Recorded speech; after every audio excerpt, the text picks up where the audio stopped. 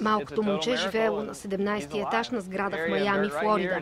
По време на инцидента родителите му били вкъщи. То обаче незабелязано успяло да отвори вратата на балкона и да излезе. След това се подхлъзнало и полетяло надолу. На 10-ти етаж на луксозната сграда бил построен басейн с палмови дървета около него. Под тях пък имало купчени треви и меки клони.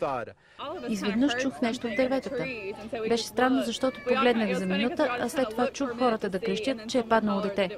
Това е чудо и всички, които видяха, смятат, че спасението му е работа на Бог.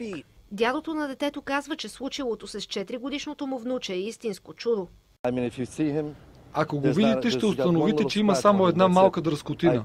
Със сигурност Бог е бил с него. Мястото, където е паднало детето, е изцяло от бетон, с изключение на една малка част, където има палми, а под тях трева. Затова шансът 4-годишното момче да оцели именно дърветата е минимален, твърдят пожарникарите, които пристигнали на мястото на инцидента. Следователите казаха, че става въпрос за инцидент и няма престъпление. Детето ще остане под наблюдение в болница няколко дни.